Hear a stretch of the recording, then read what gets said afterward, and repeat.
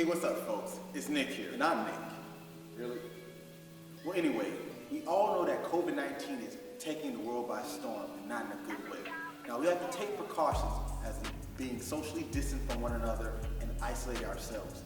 But the thing is, this can have a huge impact on our mental capacities. Now, being socially distant is very important. Staying 6 feet away if you must be in public, or just staying to yourself.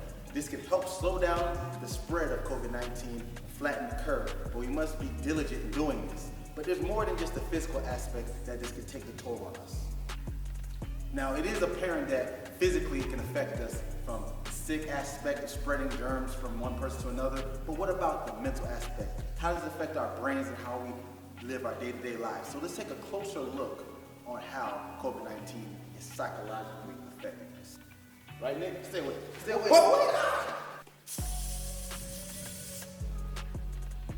Now, have you been feeling a little lethargic the past few days? Even maybe mild symptoms of depression? Now, this isn't necessarily your fault. There's actually something going on with your brain.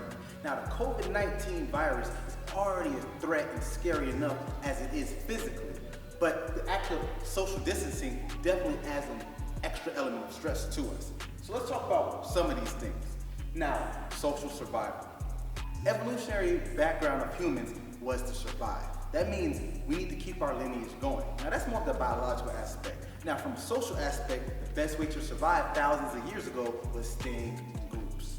Now, staying in groups meant hunting, gathering, protecting each other to make sure you made it to the next day, to the next day, to the next day, so you could pass on your lineage. But over time, we got a little bit more complex than that. It became almost a reward, not even almost, it became a reward to have human connection.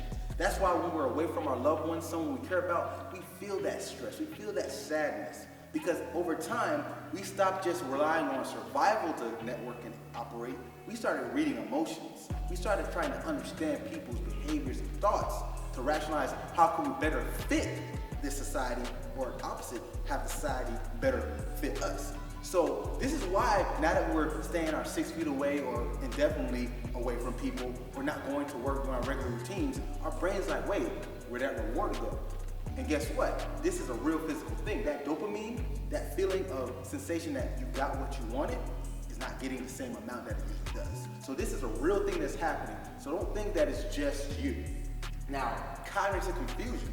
Now, when we talk about evolution again, we're seeing how our bodies are designed to have different cycles, something called circadian rhythm. This is our body's internal clock. This is how we know what time to get up in the morning, what time we need to go to bed. This is how hormone levels rise at certain occasions and fall at others. How you need to do your workout, your body's ready and pumped to go at 6 p.m. every day. That's what circadian rhythm is. But the problem is, we're inside a lot now. Yeah, we can go out for a little bit, walk to the park, maybe around the house. But for the most part, we're not getting real sunlight. And there's actually an effect sunlight does to our eyes that tells us when to be awake and when we're not getting it, when to be asleep. So now that's being thrown off because we're not getting as much as we usually do. So a lot of things are thrown off right now that's causing us to be psychologically and even physiologically confused in the brain. Now, quasi-interaction. This I've been seeing a lot of, and it's great. People have been doing more apps, more FaceTime, more interaction via means that don't need to be physically there. There are even DJs throwing parties where people can chime in and log on. So this is great for this social distancing period because now you can get that longing for belonging in groups without physically being there. And the last one, it's okay to be bored, but not the type of bored you're thinking about. When I say bored, I mean besting our regular, everyday duties. This type of bored means, yeah, we can't go to work like we used to. Yeah, we can go to the bar or the club like we used to. These things are indefinitely stopped, and we don't know when they're gonna go back to normal. But that doesn't mean it has to be a bad thing. What are you doing in this time that you couldn't do before? A lot of things stop us, usually an excuse of, I have to go to work, or I have to do this. Guess what? A lot of those excuses can't fly right now. So now you can use this time to do something you've never done before. It could be binging that Netflix series. I know I haven't seen it in a while, but it doesn't necessarily have to be just that. Maybe you want to write more. Maybe you want to exercise more. This is the best time to be physically active because we already know how good that is for our brain. I've talked about that many times. So being okay to be bored means besting our regular, everyday duty. Do something that you don't necessarily do every single day before this happened. this is the perfect time to explore your deepest, most thoughts. This can be cleansing on a mental, spiritual level. It can be cleansing on a physical level. You're eating better now. You're thinking better. You're talking to yourself in a way that you never talked to yourself before. Because you got to take this time. Because like I keep emphasizing, we do not know.